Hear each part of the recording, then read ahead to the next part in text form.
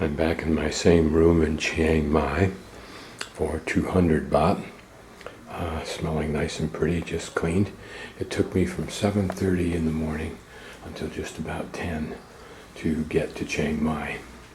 As soon as I got off the San Dao, the truck, I immediately jumped on the bus before it took off. It was absolutely packed. I stood up all the way into Chiang Rai, which went really fast because it was a relatively new bus, and he just hauled without making any stops except for people who wanted to get off.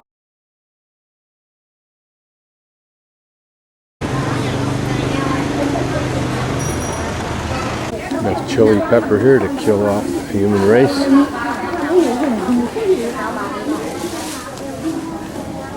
Amazing.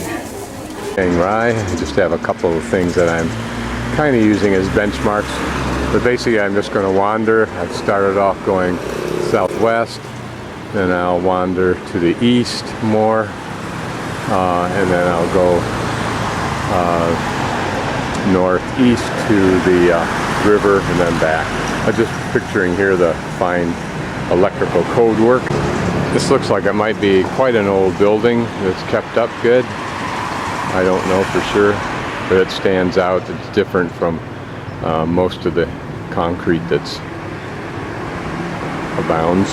This looks like some kind of a runoff ditch up there, but let me turn around and show you the other side.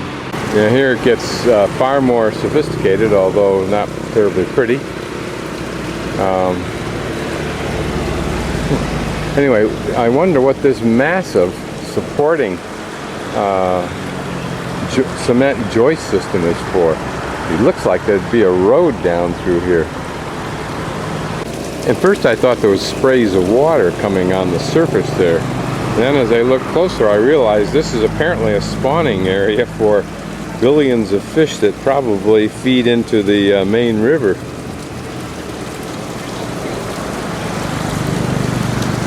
And what we're seeing here is those fish rising in waves, if you will, to the surface for some reason. This is a used refrigerator store, and here they repair what we would would have thrown away a decade ago. Sawadee krab. One of the benefits of just ambling around, I have no map for this area of the city, so I'm just kind of winging it based on the sun's position.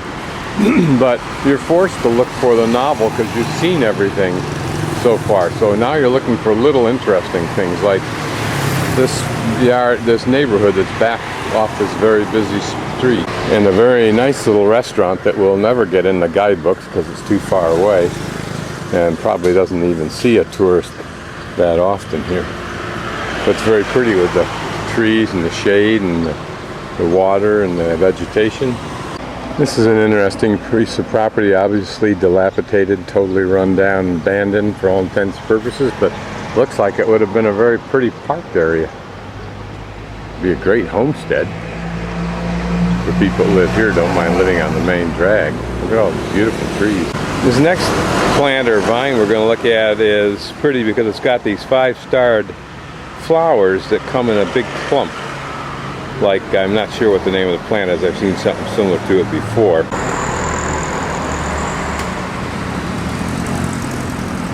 And it's growing, I think, as a vine on this covering here of the walkway.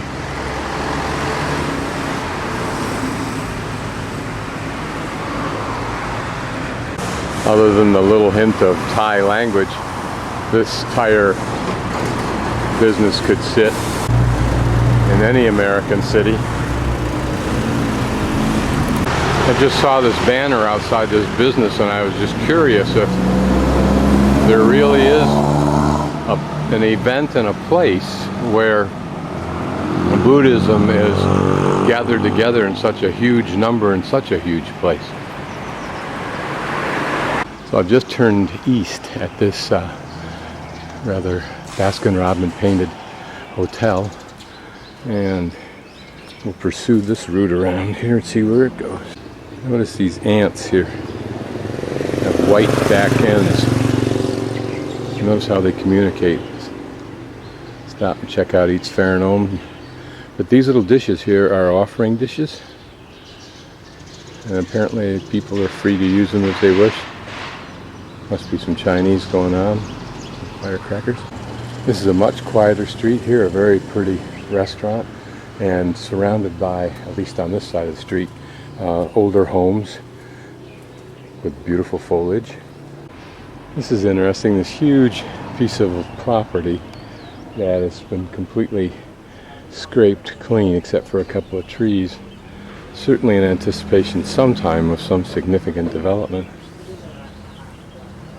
This house above a restaurant or business has been able to get a nice feel using relatively modern materials and probably some off-the-shelf trim decoration. But it's a relatively tranquil street next to, and here a very nice hotel. And this is a club that I think I saw mentioned in the guidebook. Looks like it'd be quite a place.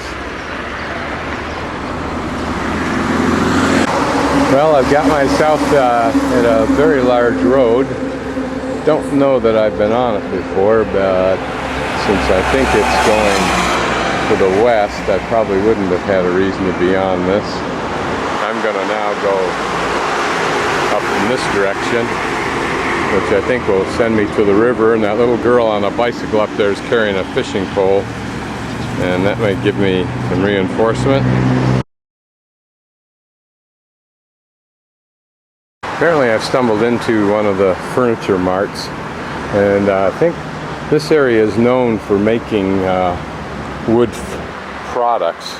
But here's some very interesting swings, lawn swings. Notice a little table there for your drink, and this very elaborate, looks like a rocker chair, but you can get them in deck chair, we'll see in a moment. Beautiful tables, heavy duty tables. These are somewhat like the deck chairs that Platoon had in his little home guest house in Mesalong. And these are all slatted, which is kind of good and kind of not, because you sink back and down into them. I'd rather have a more L-shaped look to my body than the curve.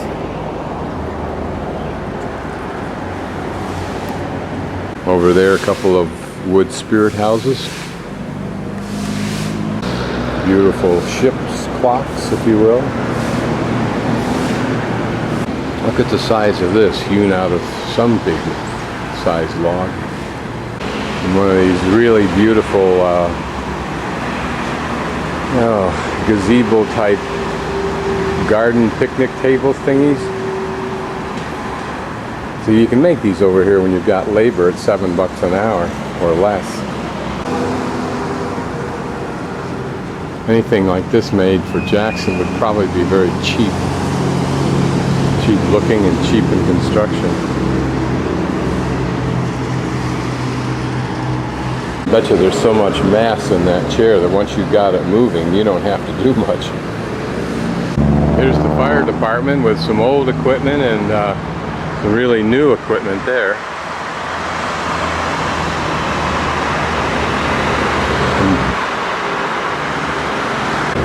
Here, probably one of many runoff channels for the monsoon season. And this is a very large Toyota dealership.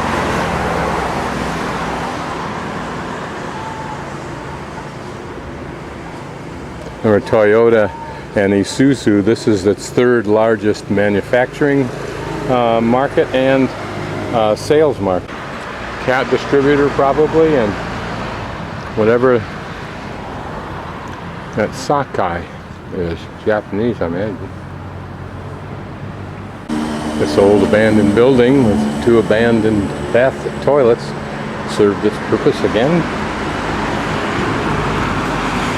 It's interesting to find such elegant street signs in the midst of run-down commercial abandoned area. Now I stumbled here on a large market area. The first part here, of course, has flowers in it. But This may be the, I don't think it is a flower market here, but I'll go in and wander around and take a look. The way this stuff is packaged, it looks like a big wholesale market. Like a Costco, only for businesses and restaurants probably. Far more orderly, as you can see, and less congested. Of course, I'm probably late here, but all part of the system.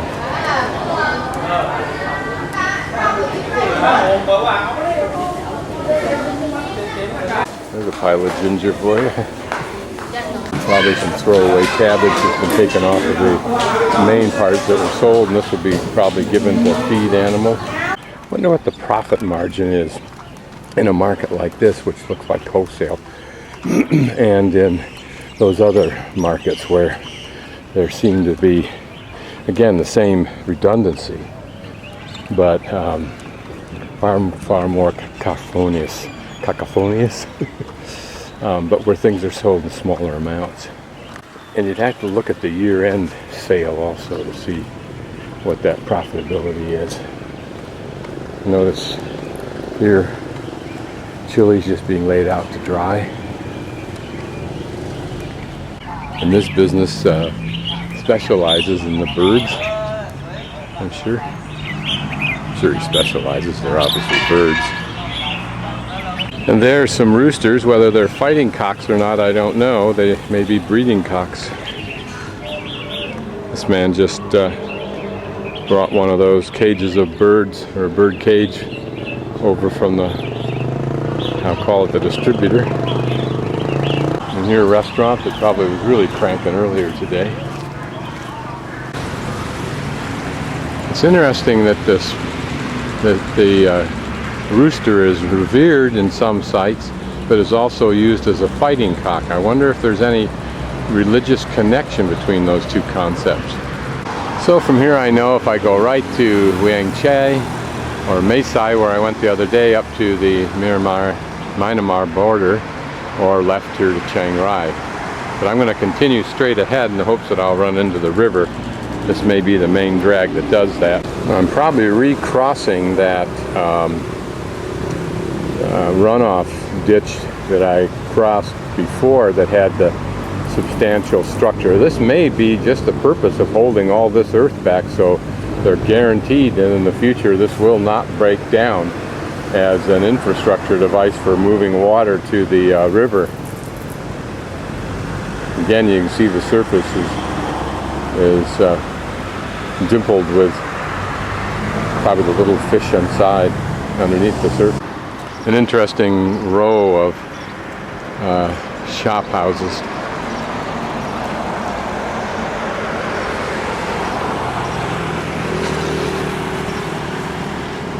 So divide that by 30, and I think you come out around 20-something $1,000. Here on the corner, a bridal shop, and then right next door, a china shop. Irony of words use. And about halfway down the block is this irony, Lucky Mattress. Well, I know they've got good mattresses here, even though I haven't slept on one yet.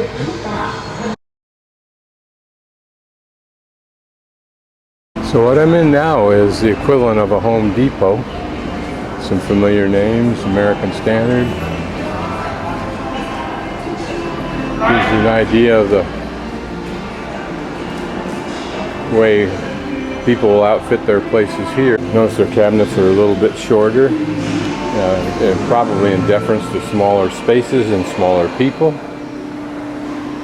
And notice this as a viable alternative to a stove. I don't know who manufactures these, but they're very similar to what we have. More interesting tile fittings than I've seen. And here are some very pretty ones, and they make for interesting decor in the States. Again, notice they're not using any kind of a stove. The sinks are about the same. Square ones, that's interesting. Here, a gas burner stove. But no standalones yet. These cabinets are either metal or plastic. And here are wood ones. So it's probably a full price range.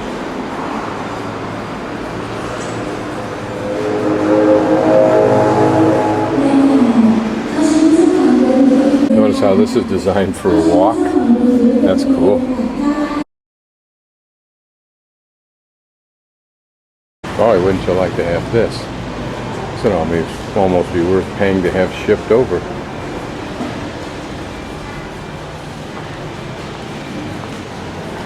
So this is about 140, like that. Sinks all look like they're the same thing we would have, except for that one up in the upper right-hand corner. And the good part of this warehouse is just filled with tile.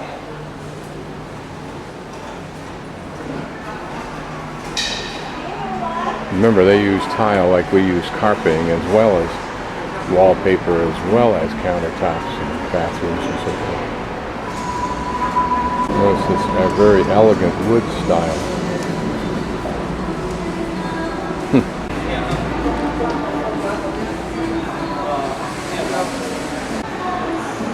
I like these corner units if they're substantial. The one on the door on the left's off the track, but the one on the right isn't. Then it's a nice, substantial, solid feeling one.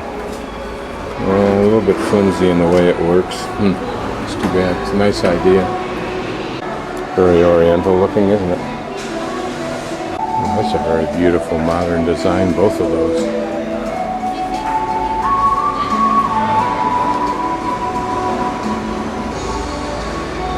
This is nice, the way it is above the floor, making the floor cleanable, giving it a real clean look.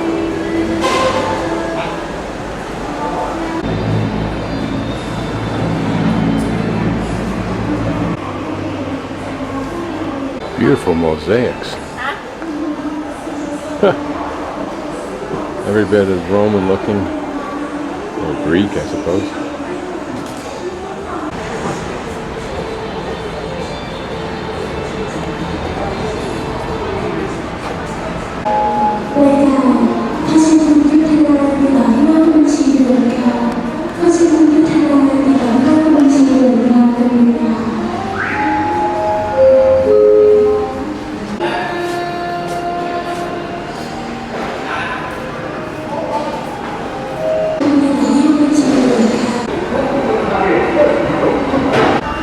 Looks like Aquaflex as a brand name.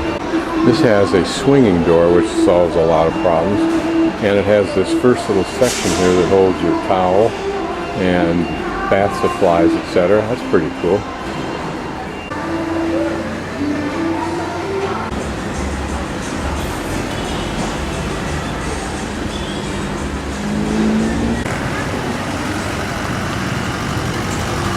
Okay, if I took a left up here, I'd make a perfect, just about a perfect square, and come right into where my guest house is, which is just a few blocks beyond the bus station. But I'm going to continue north here to get to the river.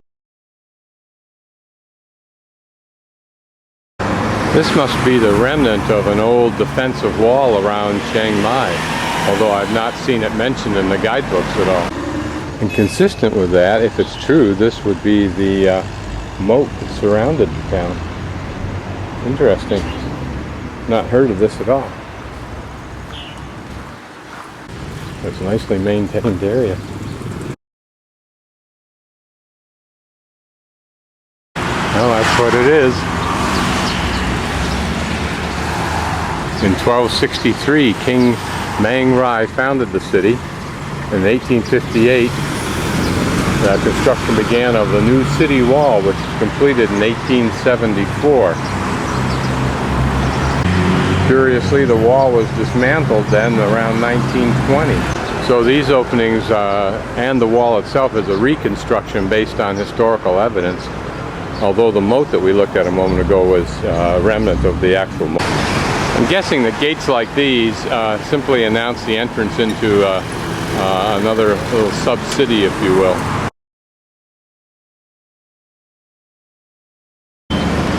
This is the King Mangrai monument.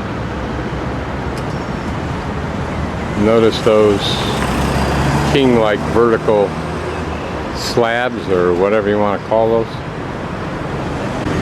To say the least, this is another opportunity for Thais to show homage to Buddha.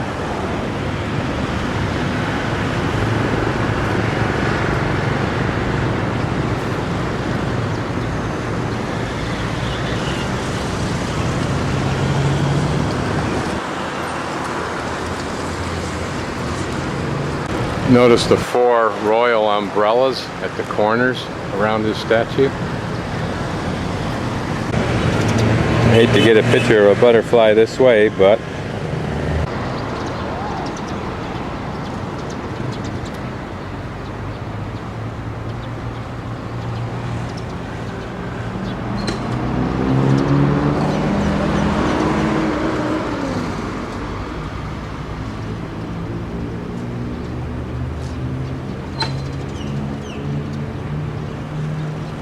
it's kind of neat. It gives the day, the time, and it gives the temperature in Fahrenheit and then temperature in centigrade. I'm not sure what the degrees are for.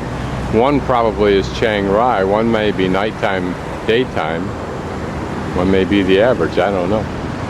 I'm not sure what these are made out of. I don't think they're metal, although they look shiny. Maybe the upper part is metal structurally, but the lower part you can see they're waving, so their material has been painted.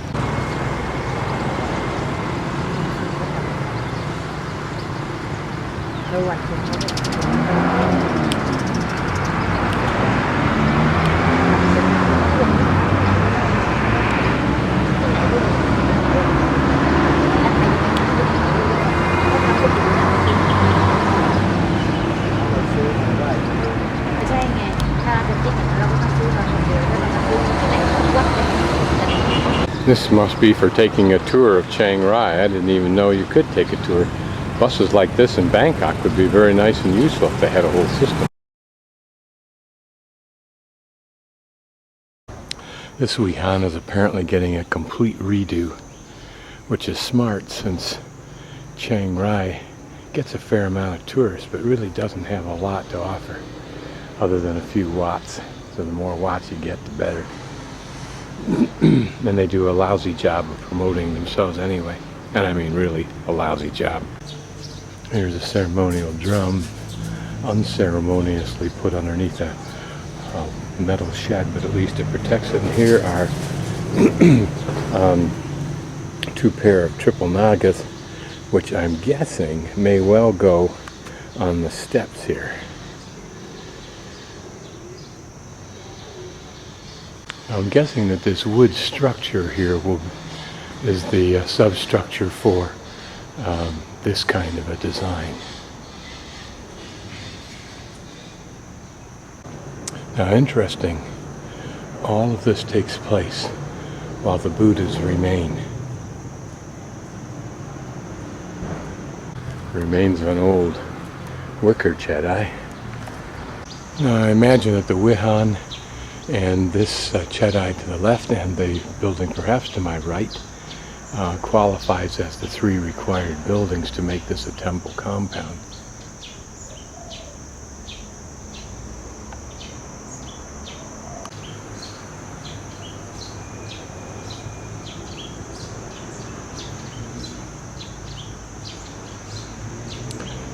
Actually, it's not this building that could do it because this is just a bell tower, I noticed. Duh.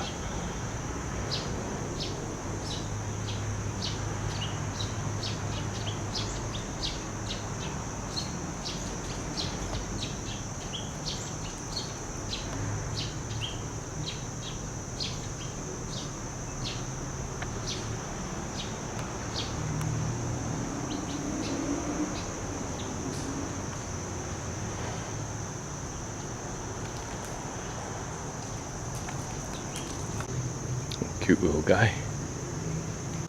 Again, notice this scaffolding is all just bamboo tied together. I think those may be, I think these may be rubber ties so that there is a tension that holds that all together. And then they use these sticks to twist it and make it even tighter. Maybe it's not rubber. And then tie it off with wire here.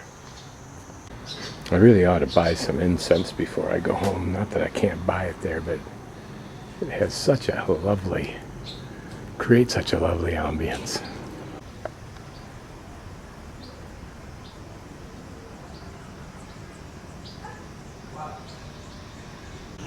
Okay, I've just come from King Mangrai's monument there in the upper or middle right, and I'm now at Wat, whatever that says.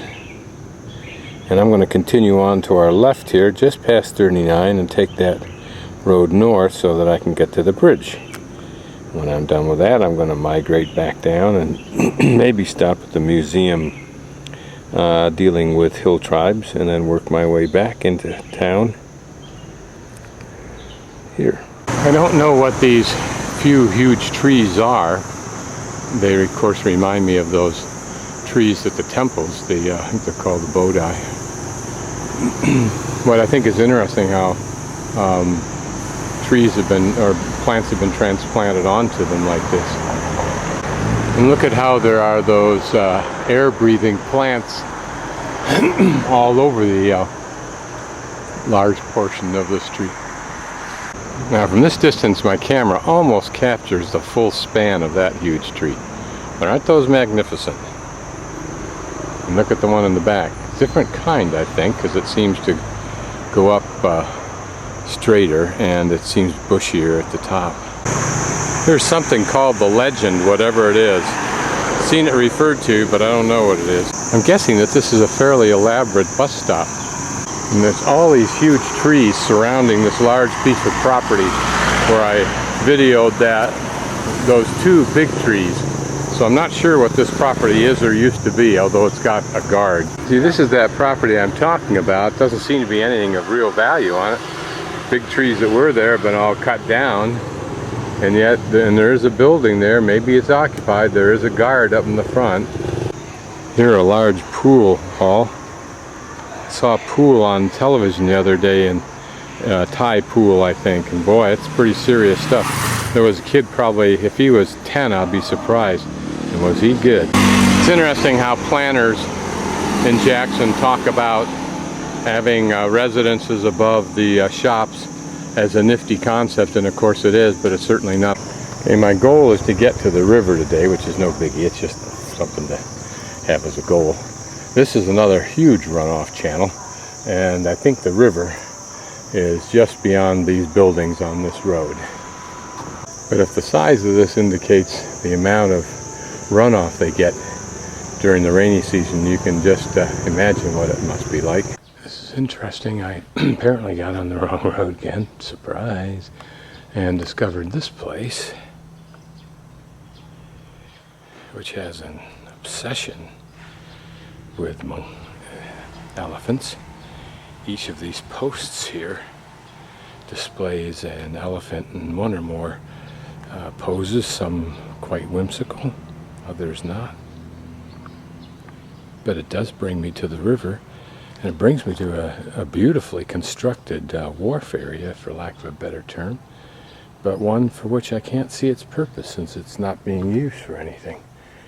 I would think that it would have been designed to allow large boats to come up to it or something, but I don't know. Anyway, we're at the river. It's a beautiful river, isn't it? You can imagine someday when all of this will be developed.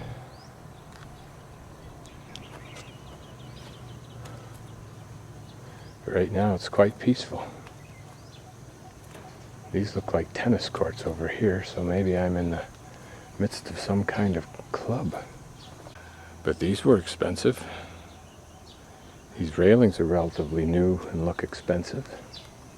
The palm trees that were planted, all of this at considerable expense. Even these elaborate dumpsters, not the green one, the one behind. Maybe it was meant to be a municipal sports area. Basketball. But it certainly looks like it's abandoned, not used. Whenever it was built, we can already see that it's in a state of disrepair and deterioration. What a grand esplanade this is. reflection of some of the great cities. Here what looks like a very lovely home. The road that crosses that bridge is the road I'm supposed to be on, but this does not continue from here, I don't think. So I may have to work my way back.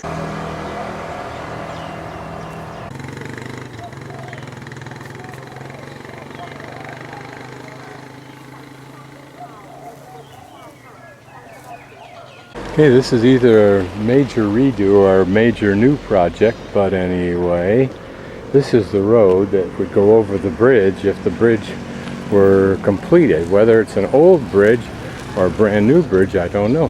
The problem with all major projects in third world nations is the time it takes to get them done. It's like there's nothing but stop and start. And mostly stop, it seems like. Now, what they do continue to do is keep the laborers working on things like this sidewalk. So this will get done first, ironically.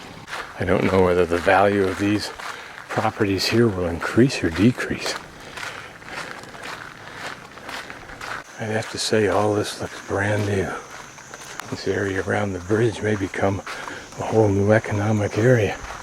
These properties may skyrocket, or already did. So here we are at the water's edge.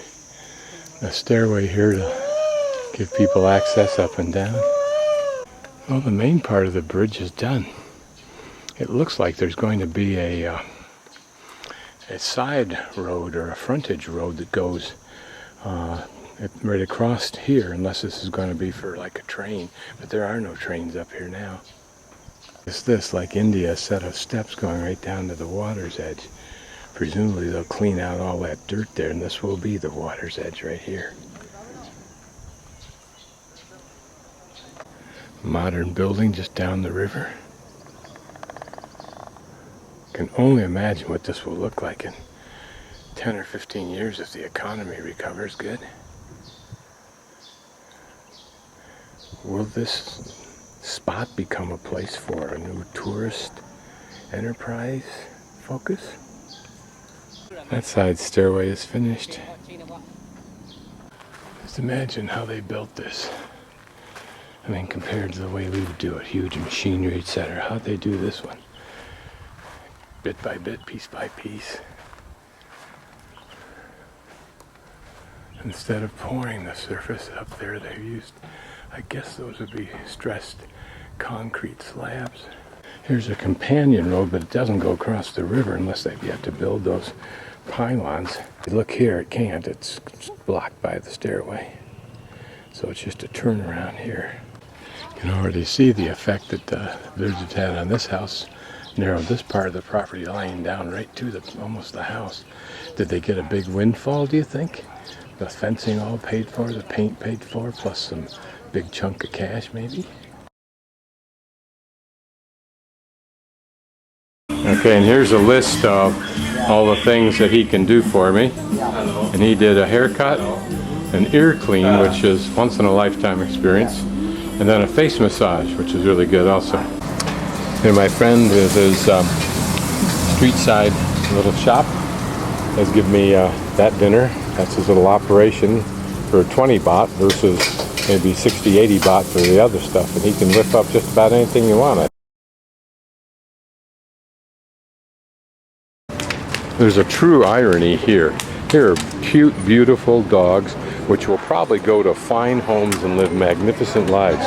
In the midst of that, of this community and elsewhere, are thousands of the most scabrous looking mutts you've ever seen, including right where my hostel is. Something I haven't seen before, and that's this array of silly little doll figurines.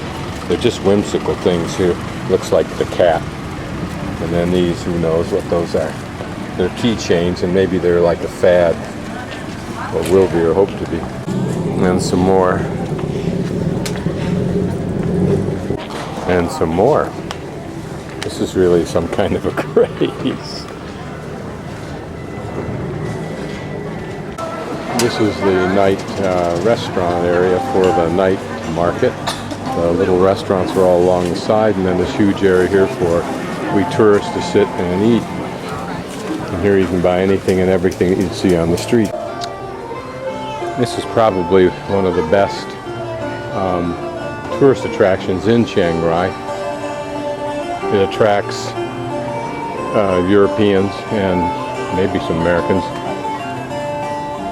Although there's not much to do here, this market satisfies their continuing lust to buy stuff.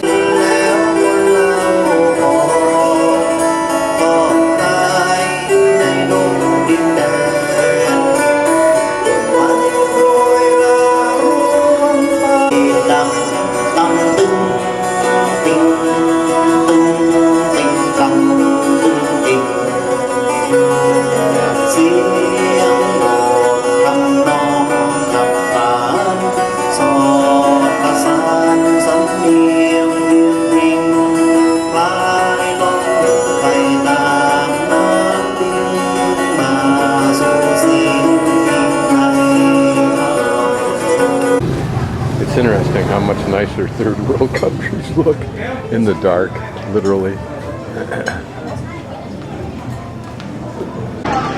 This little guy lolling up at the bar. Kapung krab.